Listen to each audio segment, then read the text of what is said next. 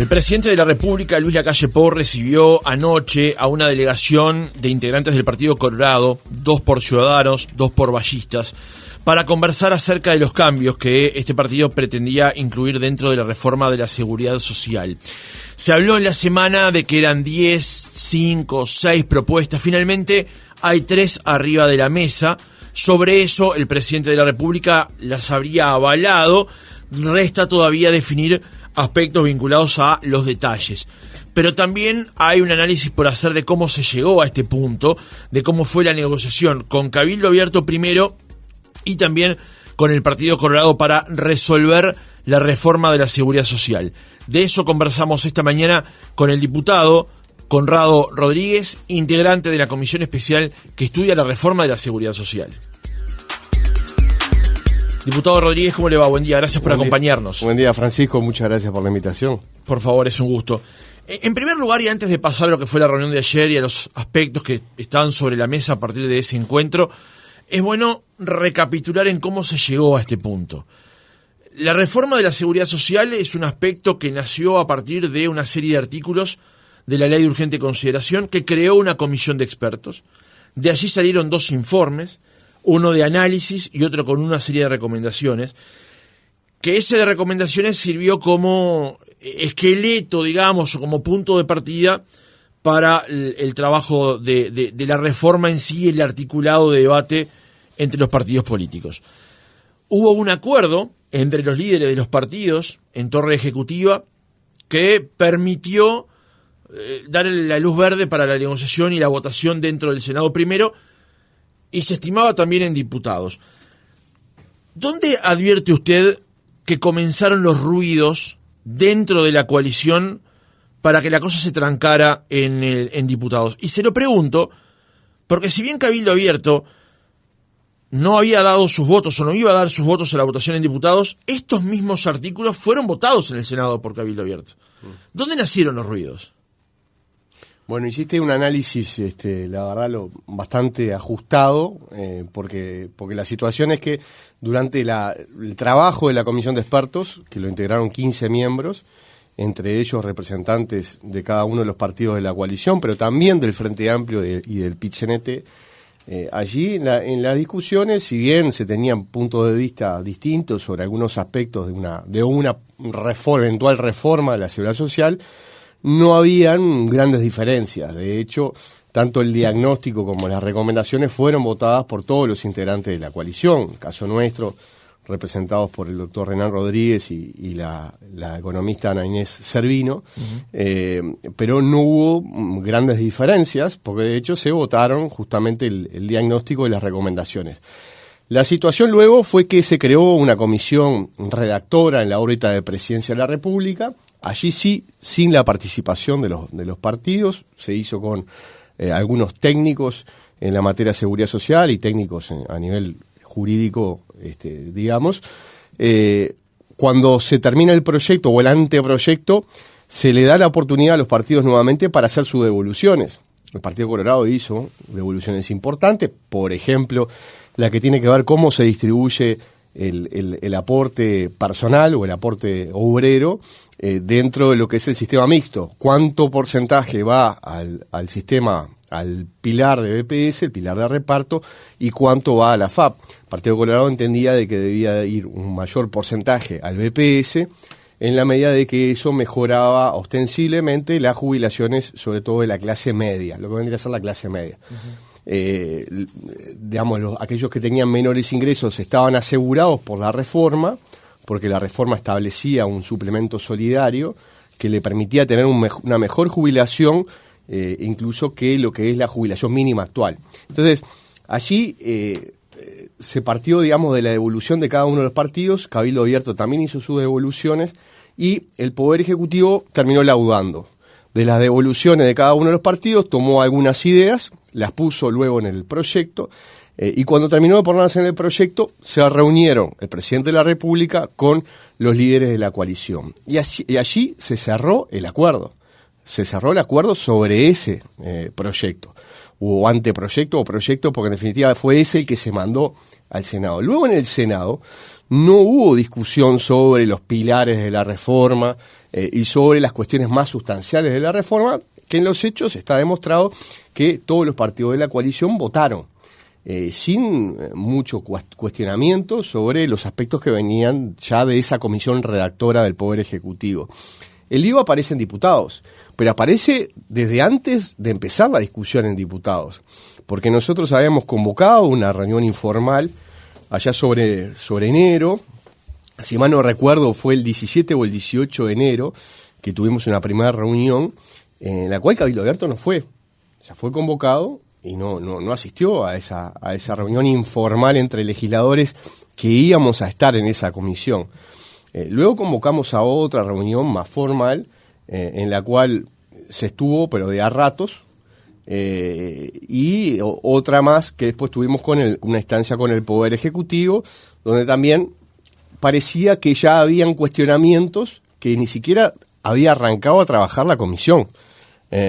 Entonces ya cuando entró a trabajar la comisión, allí se empezaron a ver estas diferencias y a hablar de algunos de los puntos que fueron las contrapropuestas finales de Cabildo Abierto. Bueno, parecería ser que en verdad estas ideas se traían desde antes, lo que pasa que en el Senado no las hicieron ver. Entonces ahí hay una diferencia y yo diría, para contestarte específicamente, las diferencias empezaron antes del ingreso formal del proyecto en Cámara de Diputados. Uh-huh. Entonces, nosotros siempre le preguntamos al Poder Ejecutivo cuál era la situación con respecto a estas contrapropuestas de Cabildo. El Poder Ejecutivo una y otra vez ha dicho que no estaba de acuerdo. Nos señalaron en muchas oportunidades que cambiar la cantidad de años que se toman para el cálculo del haber jubilatorio no era posible. En los hechos, yo pregunté también informalmente a redactores de la reforma si no podíamos lograr que utilizar los mejores 22 años en vez de utilizar los mejores 25 como estaban en el proyecto. Me dijeron que no era viable, que no era posible. Y ahí hubo un cambio de escenario en la medida de que durante la Semana de Turismo terminó existiendo un acuerdo en el cual se modificaron de alguna manera este pilar, ¿no? Después está el tema de las inversiones de las AFAP en el exterior, capítulo aparte con el cual nosotros no estamos de acuerdo porque entendemos de que se les puede llegar a amputar a los trabajadores una herramienta para poder tener una mejor rentabilidad en sus rentas vitalicias, que está demostrado que las inversiones que han realizado las AFAP en el exterior han dado buen rédito, no han tenido problemáticas, no se ha perdido dinero, entonces no vemos el sentido de prohibir la posibilidad de diversificar, digamos, las inversiones que tienen las AFAP y que mejoran el rendimiento para las cuentas de los trabajadores. Uh-huh. Entonces, esta fue un poco el raconto de las cosas que sucedieron y por eso entendimos nosotros que en la medida de que se había otorgado un cambio en un pilar de la reforma, entendíamos de que aquel acuerdo del 17 de octubre del año pasado en Torre Ejecutiva se había modificado. Y esto es lo que nos dio la pauta de que se había reabierto la discusión y que teníamos propuestas como partido que no habían sido incluidas o no habían sido propuestas inclusive porque entendíamos de que podía mover alguno de los pilares y algunas otras que habían sido rechazadas y alguna nueva incorporación que nos parecía que mejoraba el texto. Nos sentimos en la libertad como para poder hacer esas propuestas. Bien, para cerrar este episodio entonces, Conrado, la pregunta es, porque aquí se han cargado las tintas sobre Cabildo Abierto, a partir de lo que fue su negociación en diputados sobre la reforma. Pero, ateniéndome a tu relato, los pilares de la reforma no estaban sujetos a cambios a partir de el acuerdo del 17 de octubre. El que termina cambiando o accede al cambio en última instancia es el presidente de la República, entonces. Sí, pero también nosotros entendemos al presidente de la República en un momento en el cual se levantaba el cuarto intermedio de la comisión, que se levantaba el lunes posterior a turismo, en esa última semana de turismo, santa, criolla, de la cerveza, lo que sucedió fue que que Cabildo no estaba dispuesto a votar el proyecto de ley, un proyecto muy importante para el gobierno, pero un proyecto muy importante para el país, Y bueno, termina accediendo a esa solicitud de hacer el cálculo jubilatorio a través de los mejores 20 años. Esto para nosotros significaba no solamente reabrir la discusión, sino también significaba conocer el costo de esto. Por eso nosotros nos tomamos unos días, porque no estaba claro cuánto era el costo.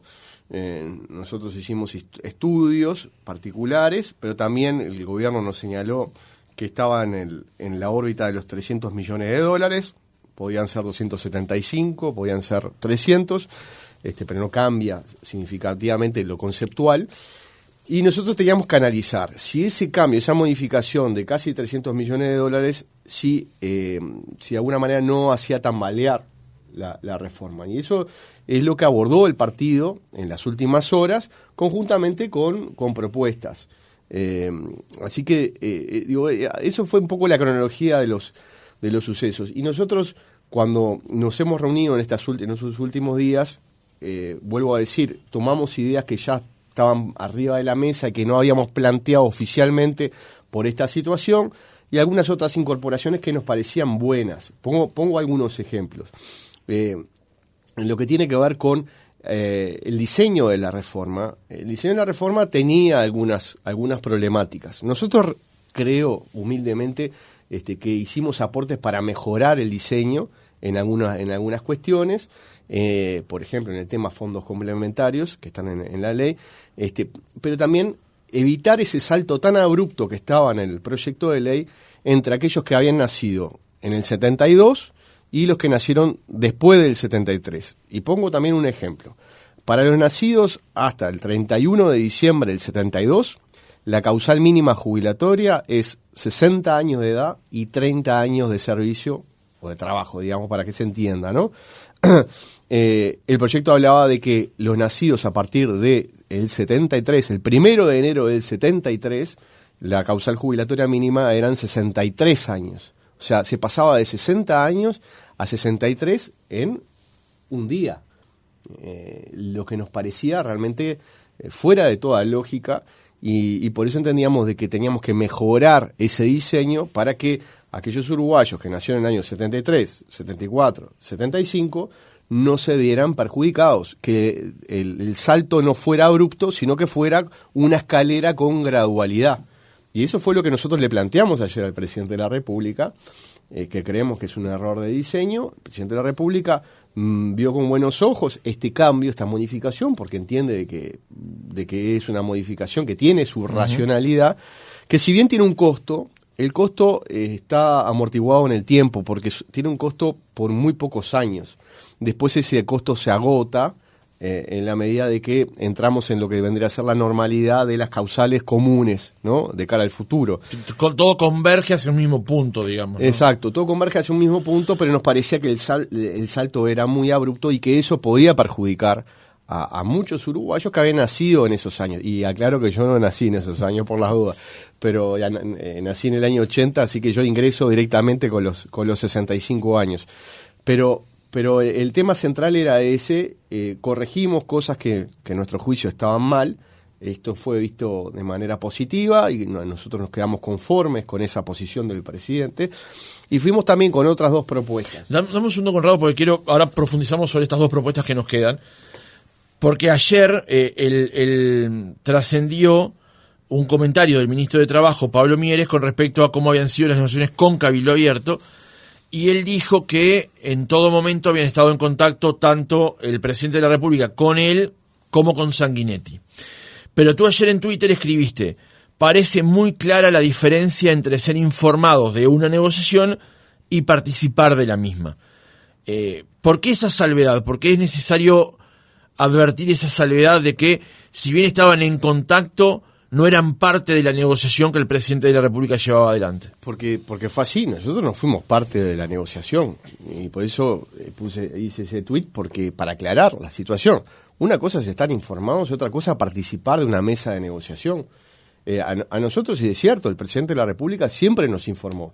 El presidente se comunicaba con el secretario general de nuestro partido, el presidente Sanguinetti, para comunicarle de las reuniones con el senador Manini y digamos, los resultados de esa negociación, pero una negociación bilateral, en la cual nosotros no participamos.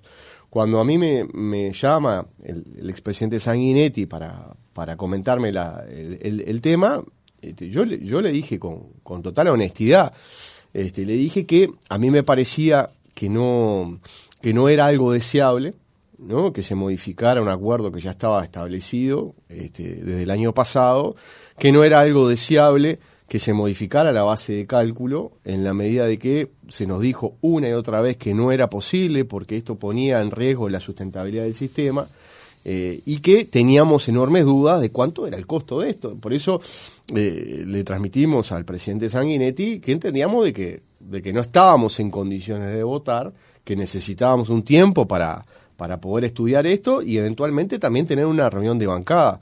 Luego eso fue sobre el sábado de semana de turismo, Semana Santa. Sobre el domingo, el sábado mismo, el presidente Sanguinetti también se comunicó con el senador Peña, y el senador Peña tenía la misma posición que la nuestra, sin que nosotros hubiéramos hablado entre nosotros. Ustedes, claro. Tenía la misma posición. Entonces lo que hizo Sanguinetti fue consultarle a los sectores del partido. Sectores del partido se mostraron reticentes a aceptar lisa y llanamente este acuerdo sin tener los estudios. Entonces el presidente Sanguinetti lo que hizo fue comunicarle al presidente Lacalle que por ahora los votos no estaban y que necesitábamos un tiempo. El presidente Lacalle me convoca a Residencia de Suárez el domingo de Pascua. Me convoca, asistí con mucho gusto, tuvimos un muy buen intercambio con el presidente, con el cual la verdad tengo una excelente relación, en el cual también él me contó un poco la seguidilla de sucesos, digamos, y toda la historia que tiene que ver con esta reforma, ¿no? Yo le transmití lo que ya le habíamos transmitido a los sectores y que íbamos a tener una reunión de bancada. Y esa fue básicamente la conversación que tuvimos, y así fue, tuvimos una reunión de bancada, después una segunda reunión con propuestas que se delinearon y que se intercambiaron. Empezamos con 10 propuestas que nos parecía que mejoraban el proyecto, y seguimos sosteniendo que mejoran el proyecto. Después fuimos haciendo un filtro, llevándolas a 5 y finalmente en el día de ayer a 3. El oyente se preguntará por qué. Porque entendimos de que si nosotros llevábamos, por ejemplo, 10 propuestas, de alguna manera le quitábamos fuerza a determinadas propuestas que tienen un mayor, digamos, para nuestro partido, que son más importantes. Digamos. Todas son importantes, pero algunas tienen distinto nivel de importancia. Entonces, si llevábamos 10 propuestas, de alguna manera estábamos quitando relevancia a las más importantes, que creo que son las 3 que está tomando el Poder Ejecutivo. Sí. En el ranking que hicimos, bueno, nos quedamos con esas 3 finalmente, y esa fue la situación que se dio en el día de ayer. Para cerrar entonces, porque el domingo hubo una columna de Pedro Bordaberry en el diario El País planteando de que el Partido Colorado no votara la reforma. E incluso dirigentes del Partido Nacional, no de primera línea, pero sí, bueno, gente adherente, digamos, planteaba que directamente el presidente, a partir de los condicionamientos que ponía Cabildo Abierto, retirara la reforma. ¿Hubo en algún momento de esos encuentros con Lacalle, de esas charlas de Sanguinetti con Lacalle, de esos encuentros entre la bancada colorada, la posibilidad de no votar la reforma? ¿Hubo en algún momento, se planteó eso sobre la mesa? A ver, para nosotros la reforma es muy importante, y eso nosotros mismos en el día de ayer se lo señalamos al presidente de la República. Trabajamos mucho en el Senado, trabajamos mucho en diputados, se trabajó antes en la comisión de expertos y en la comisión técnica del partido. Se hicieron propuestas que a nuestro juicio son buenas. Esto ha sido reconocido por el Poder Ejecutivo. Se ha trabajado muchísimo. A mí, con sinceridad, a mí no se me pasa por la cabeza no votar. Algún legislador de nuestro partido puede tener esa legítima duda, pero creo que la inmensa mayoría está a favor de votar la reforma. Entonces, como posición de partido, nosotros nos hemos comprometido con esta reforma porque entendemos de que es necesaria. Nos hemos comprometido con la ciudadanía, porque creo que yo hablo por la candidatura con la cual que apoyamos, que fue la del doctor Sanguinetti. En cada uno de los actos, el presidente Sanguinetti hablaba de este tema durante la campaña electoral. Así que nosotros realmente estamos comprometidos con la ciudadanía. Nosotros vamos a votar la reforma, por supuesto. Queremos que la reforma sea la mejor posible. Creemos que si se da la posibilidad de ir hacia una baja gradual del IAS en los diferentes tramos, creo que sería mucho mejor. ¿Por qué? Porque sabemos todos que el IAS es un impuesto injusto, esto lo reconocen todos. Pero claro, es muy difícil desandar un camino que se inició en el primer gobierno del Frente Amplio, donde es un impuesto que recauda mucho dinero, recauda 360 millones de dólares anuales, donde con eso se financian muchas cosas. Entonces hay que tener también los cuidados para no, como se dice habitualmente, ¿no? De vestir un santo para claro, vestir otro, ¿no? Entonces, de esto se trata. Nosotros queremos... el Partido Colorado iba a votar la reforma en casi todos los casos, digamos.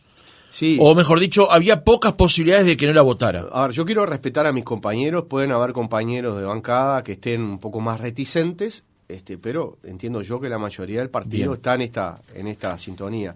Si me permitís, Francisco, sí, lo de los 63 años, porque creo muy importante. Sí, ahora iba justamente al punteo sobre eso. Hay 3 asuntos arriba de la mesa que le plantearon ustedes al presidente de la República y que les dio el visto bueno. Eso lo podemos confirmar, digamos. Sí. Las propuestas que ustedes llevaron tienen el visto bueno ya del presidente de la República. Sí, para nosotros era fundamental, de alguna manera, contemplar a aquellos trabajadores que tienen una historia laboral continua, que hacen también un esfuerzo por contribuir a la seguridad social, que tienen una cotización efectiva dentro del sistema de forma más continua, premiarlos con la posibilidad de jubilarse de forma más temprana, ¿ah? Entonces, en ese sentido, le pedimos y le dijimos en varias instancias que para nosotros era fundamental agregar como causal de jubilación normal, digamos, la llegada a los 63 años con determinada cantidad de años de servicio. El oyente podrá decir, bueno, pero si ustedes hablan de la sustentabilidad del sistema, ¿no? Esto no desfinanciaría. Nosotros entendemos de que no. ¿Por qué? Porque compensamos esa baja en la edad jubilatoria con mayor cantidad de años de servicio. Uh-huh. Y entendemos de que en la casuística, sin perjuicio de que pueden haber algunos años en los cuales los trabajadores puedan tener alguna problemática en sus aportes, si tienen aproximadamente más de 35 años de servicio, lo que se dice de servicio en la ley, ¿no? de trabajo y cotización efectiva, claro, dentro del sistema, o sea, pagando los aportes, que tengan esa posibilidad de poder jubilarse a los 63 nos parecía fundamental. Lo de los 35 años de servicio, esto viene del año 95. La reforma del año 95 estableció como causal común 60 años de edad y 35 años de servicio. Fue la mini reforma del Frente Amplio del año 2008 que modificó esta ecuación, que lo llevó a 30 años de servicio. Esto provocó mucho desequilibrio dentro del BPS, generó un déficit importante. ¿Por qué? Porque el Frente Amplio había estimado de que las altas jubilatorias por esta modificación iban a ser alrededor de 30 o 33.000, terminaron siendo más de 100.000 altas jubilatorias en ese tiempo. Eso desbalanceó las cuentas del BPS y produjo enormes dificultades. Nosotros estamos hablando de subir incluso un poco más de los 35, pero teniendo en cuenta de que han pasado 28 años desde la reforma del año 95. La expectativa de vida ha crecido mucho desde entonces y concomitantemente con la expectativa de vida, la cantidad de años en los cuales uno trabaja también tiene una correlación, es mayor la cantidad de años en los que uno trabaja. Nosotros ahora estamos haciendo modificaciones y pensamos también con la situación actual, ¿no? También tenemos que ver de cara al futuro, cuando ingrese la vigencia de estas normas, porque estamos hablando de que la vigencia de estas normas empezarán a partir del año 2033, ¿no? Son 10 años para adelante. Seguramente dentro de 10 años la expectativa de vida va a ser aún mayor, ojalá que así sea, porque los uruguayos podrán vivir más y ojalá viva más y viva mejor, eso es lo que todos queremos, pero que, claro, también va a haber mayor cantidad de años en actividad. Entonces, esto sumado también a lo que trae el proyecto de ley, que fue un proyecto que nosotros impulsamos en la anterior legislatura, que es la jubilación activa, que es la posibilidad de jubilarse y poder seguir trabajando, si así se quiere, porque es voluntario, pero sin perder la jubilación. Esto se va a dar en mucha cantidad de casos. Hay muchos uruguayos que están esperando esta herramienta que está en el proyecto de ley. Entonces, también tenemos que pensar que muchas de las reglas que ponemos hoy no son para las condicionantes del hoy, son para las condicionantes del mañana. Y esta es la reflexión. Por eso, para nosotros era fundamental, el presidente de la República llevó, le pareció bien, esta causal a los 63 años, causal a los 64, y dejar la causal de los 65, como está en el proyecto, para aquellos que tienen 30 años de servicio. De esta manera nosotros contemplamos también todas las situaciones. También el oyente podrá preguntarse, bueno, pero para aquellos que tienen dificultades y no llegan a los 30 años de servicio, ¿pueden llegar a jubilarse? La respuesta es sí. Eso está en el proyecto. Hay también una causal para aquellos que tienen 25 años de servicio y 65 años de edad. O sea, el proyecto es bastante flexible en ese marco, ¿no? Se da una cantidad de por año y cantidad de años de servicio la posibilidad de jubilarse. Pero agregar esta causal común nos parecía de vital importancia y creemos que el costo está amortiguado en la medida de que se aumentan los años de servicio. Claro. El tercer punto tiene que ver, mejor dicho, uno de los puntos tiene que ver, ya lo explicaste, pero es bueno profundizar sobre eso en los minutos que nos quedan, sobre el tema de el salto que se genera entre una persona que se jubila con un sistema y una persona que se jubila con el otro, cuando la diferencia puede haber sido nacer el 31 de diciembre de un año o el 1 de enero del siguiente. ¿Cuál es el sistema que se va a utilizar a partir de eso? ¿Cuál es la variante que se introduce? No, la variante es la causal mínima jubilatoria, se da según la fecha de nacimiento, y entendemos que los saltos no pueden ser abruptos, tienen que ser graduales, de manera tal de que también estas personas que están en esas edades o en esa fecha de nacimiento también puedan hacer una planificación de cara al futuro. En realidad, tampoco aquellos que se jubilarían, digamos, aquellos del año 72, se jubilarían con las reglas actuales. Claro. Pero con la causal jubilatoria de los 60. Esto es bueno decirlo, ¿no? Entonces, nosotros lo que queremos evitar es el salto abrupto y creemos que es mejor la gradualidad. Esto creo que no tiene mayor discusión. La discusión podía estar dada en cuanto al costo. Vuelvo a decir, el costo que nosotros tenemos estimado es un costo que se da en muy pocos años y que luego se agota, no tiene más costo. Por eso, a ver, las propuestas del partido son propuestas racionales, son propuestas que tienden a mejorar el proyecto. Veremos finalmente la propuesta del IAS. Esa es la pregunta que venía ahora, ¿cuál es la expectativa del Partido Colorado con respecto al tema de mejorar o de cambiar la dinámica del IAS? ¿A qué aspirarían ustedes que se pudiera incluir, sabiendo que todavía hay que esperar los cálculos del Ministerio de Economía y Finanzas? Bueno, a ver, hay una propuesta pública del diputado Zubia que ha hablado en muchas oportunidades. Él pretende que se derogue un 20% en cada una de las escalas o en cada una de las alícuotas del impuesto. Sabemos que esto es difícil. Es costoso. Y es costoso, máxime que se da, tiene un costo efectivo para la hora, digamos, ¿no? Para el año que viene. Todos estos costos anteriores que nosotros estamos hablando de costos que se van a dar dentro de 10, 12 o 13 años, ¿no? Que van a empezar a darse. Entonces, hay que también ser cuidadosos y moderados o ponderados en la situación de también saber cuánto es la expectativa de crecimiento de la economía de cara a los próximos 2 o 3 años y ver qué márgenes hay para seguir con la derogación.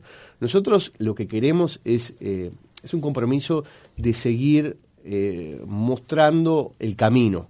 El camino es a llegar en algún momento a la derogación total. Vuelvo a decir, en el compromiso por el país no está la derogación total del impuesto. porque algunos han dicho, se prometió la derogación. No. En el compromiso por el país, que es del año 2019, lo que dice es derogar de forma paulatina el impuesto, el IAS, en la medida de que las cuentas públicas así lo permitan. ¿Ah? Entonces, pero nosotros entendemos de que tenemos que fijarnos una gradualidad y un cronograma que nos permita ir por ese camino. Así que hablo de lo particular. A mí personalmente me gustaría poder llegar a una derogación del 10% para el año que viene y una derogación de otro 10% para el año 2025. Esto es mi posición personal, no es la posición del partido. Uh-huh. Ni tampoco el diputado de su vida, eso está claro. Pero digo, creo que la señal sería importante, porque vamos en el rumbo, y podemos seguir avanzando. Así que digo, estas tres propuestas fueron bien recibidas por el presidente, tuvimos un intercambio largo. La noticia del país es real. Nos pasó algo muy, no sé si cómico. A ver, expliquémoslo, pues está interesante. Sí. El presidente de la República tenía un compromiso, ya nos había explicado, con una ceremonia de la colectividad judía en nuestro país. Ya nos había advertido de esa situación.